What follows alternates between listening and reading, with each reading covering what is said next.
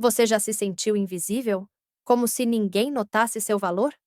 E se eu te disser que uma pessoa completamente esquecida foi escolhida para algo incrível? O que será que aconteceu? Fica até o final para descobrir. Tipo quando ninguém te escolhe para o time e no fim você faz o gol da vitória. A história de hoje é sobre um garoto que parecia o menos provável, mas Deus viu algo especial nele. Bibliajando em Davi por trás das aparências.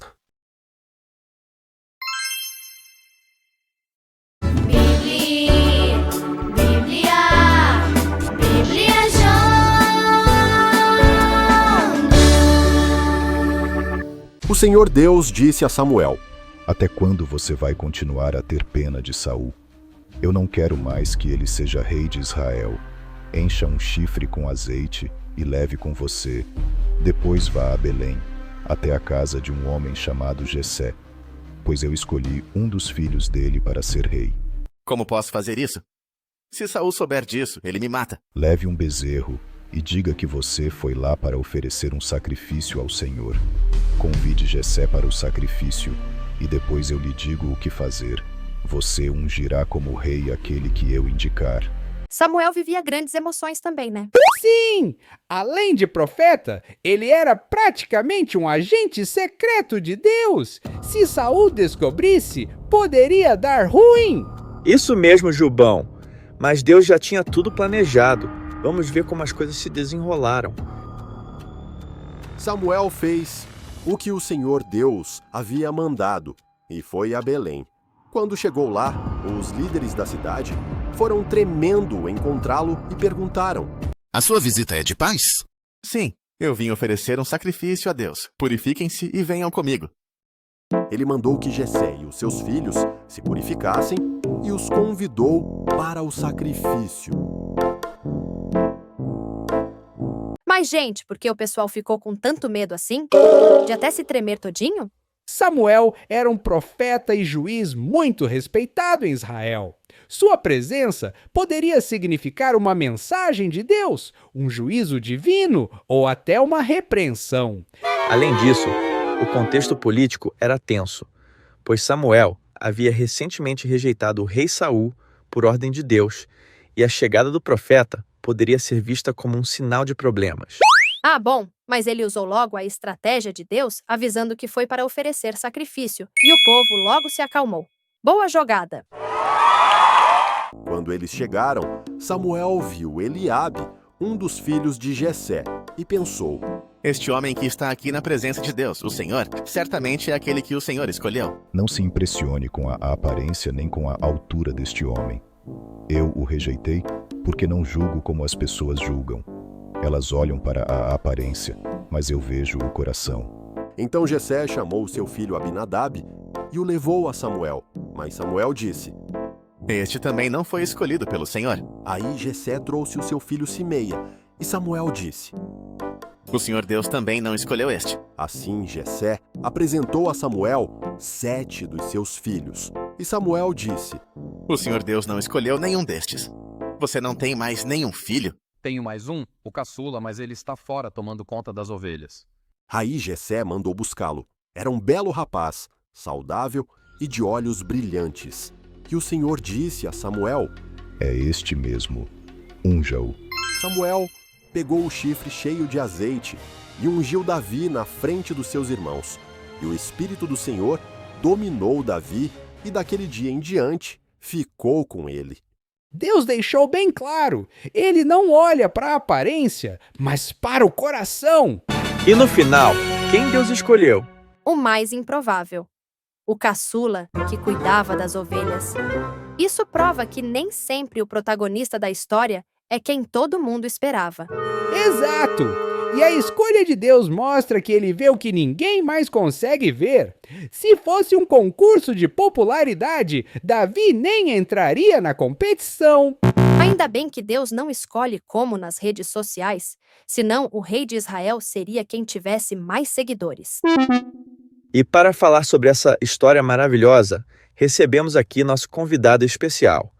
Bem-vindo, Roberto Aylmer. O Roberto é professor, Doutor e PhD pela Rennes School of Business, France, mestre pelo mestrado executivo internacional da FGV, EBAP, e tem MBA em marketing pela FGV. Uau! Ei, Jubão, Carioca, Retel, tudo bem? Muito obrigado pelo convite. Eu queria muito falar com nossos amigos bibliarjandos. Esse tema é muito importante. Eu sou psiquiatra cuida da cabeça das pessoas. E essa sensação que a gente vai conversar agora de Davi, de que ele era o menos importante, o menor na casa do seu pai, tem muito a falar pra gente. Roberto, Davi era ruivo e provavelmente tinha uma aparência diferente de seus irmãos. Você acha que a aparência ainda influencia na forma como as pessoas são valorizadas ou escolhidas na sociedade e até dentro das famílias? Jubão, como vocês viram, as pessoas olham para as outras com um julgamento. É mais alto, mais baixo, mais forte, mais fraco, mais pobre. Esse julgamento chama preconceito. E nós olhamos para uma pessoa e achamos que sabemos algo sobre ela por alguma característica dela. Isso não é bom, porque Deus olha para a gente segundo o nosso coração, não nossas forças, nossas virtudes, nossas capacidades. Davi é um caso muito importante, porque ele era o menor da sua família, ficava com as ovelhas do seu pai, vivia isolado praticamente de seus irmãos.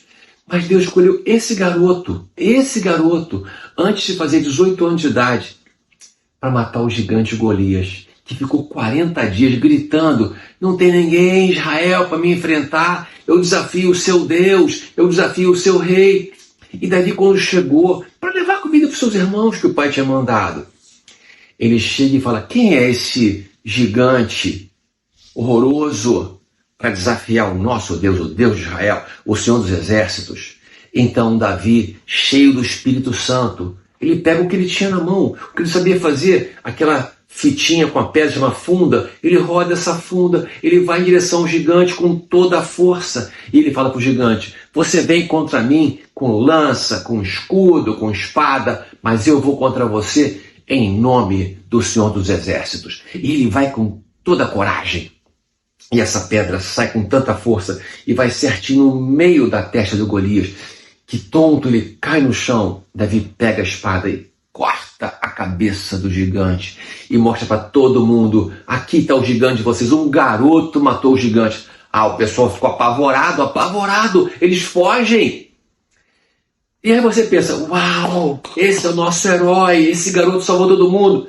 Aí salvou, sim, salvou, mas ainda tinha o preconceito, ainda tinha um olhar sobre ele. Por quê? Porque as pessoas não mudam tão fácil.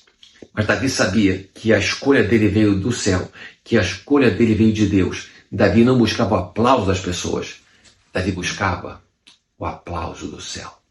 Davi enfrentou fases de solidão, rejeição e até perseguição.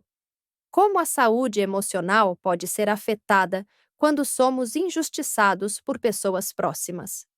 E como lidar com esses sentimentos sem perder a fé ou o propósito? Carioca, essa história tem muito para ensinar para a gente. Presta atenção, amigos. O Davi, ele cresce na presença de Deus. As coisas dão certo para ele. Ele fala: nossa, agora eu vou viver um momento... Tinha promessa para casar com o filho do rei, de fazer parte da família real. Mas o que acontece depois de um tempo?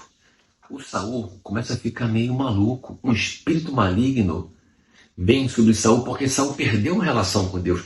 Saul perdeu essa amizade com Deus. Ele quis fazer do jeito dele. E não tem nosso jeito, é o jeito de Deus. E Davi está lá tocando harpa, porque Davi, quando tocava harpa, o coração de Saul se acalmava. E por 2 vezes Saul pega uma lança de guerra, e tenta matar Davi. E ele foge, porque ele é rápido, ágil, né? E ele fala: se eu ficar aqui, vai me matar de noite, eu vou fugir. Então Davi foge da casa do sogro.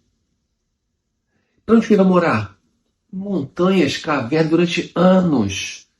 E ali ele podia ter matado Saul, porque Saul deu ocasião para ele matar 2 vezes. Mas Davi fala: eu não vou fazer isso. Eu não vou fazer com as minhas mãos o que só Deus pode fazer. Eu confio mais em Deus do que nas minhas mãos. E todo mundo falava: mata ele, Davi. Deus já ungiu você, rei de Israel. Você é o cara. Não. O tempo é de Deus. Então tem uma coisa muito importante para a gente entender, que a história de Davi traz para a gente. É a relação com Deus. é a definição que vem de Deus. Nem o tempo de vitória, nem um tempo de problema, de crise, faz Davi pensar de uma outra maneira. Eu quero o meu coração ligado em Deus. Isso pode ajudar a gente nesses dias difíceis. Quantas vezes no celular mesmo, na internet, alguma coisa chama a sua atenção que não é de Deus, que machuca a sua cabeça, que fere o seu coração, que aperta o seu coração, dá um nó na garganta. Não é de Deus, se afasta, porque isso não é de Deus. Vem de lugares muito ruins, muito perigosos. Cuidado com o que você vê, cuidado com o que você faz, cuidado com o que os amigos falam para você fazer, porque Deus tem para você algo muito maior, muito maior. Guarda o seu coração como Davi guardou o coração dele e seja você na terra uma pessoa vitoriosa, porque Deus é contigo. Queremos agradecer de coração ao querido Roberto Ailmer por sua participação tão especial no Bibliajando. Sua presença trouxe leveza, profundidade e ainda mais sentido à nossa jornada pela Palavra de Deus. Foi uma alegria enorme ter você com a gente, ajudando a contar essa história de forma tão viva e verdadeira. Que Deus continue usando sua vida, sua voz e seu coração para alcançar muitos outros. As portas do Bibliajando estarão sempre abertas para você. Beijo para vocês, que as viagens na Bíblia sejam cada vez mais lindas, que seu coração se firme na presença do Senhor. Tchau.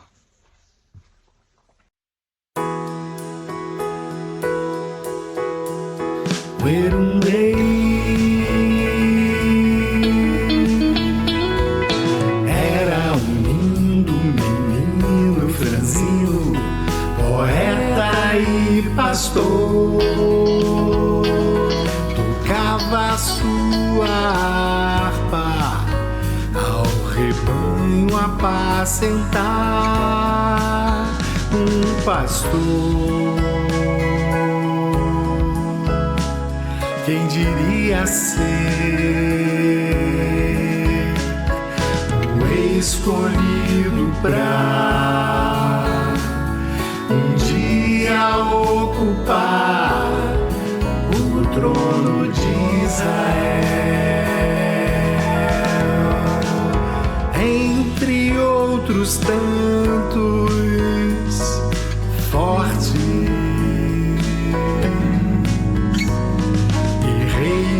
com seus duros corações. Deus escolheu o pequeno pastor, por sim ao coração,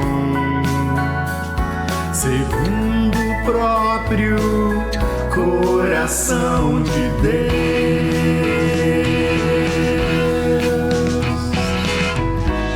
Aparências enganam, não segui por elas não, nem procure ser o que não é.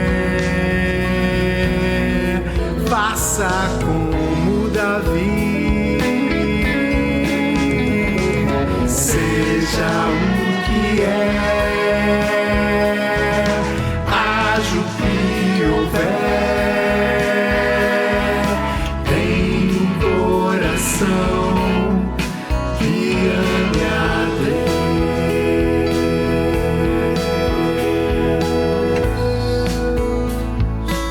Segundo o coração de Deus.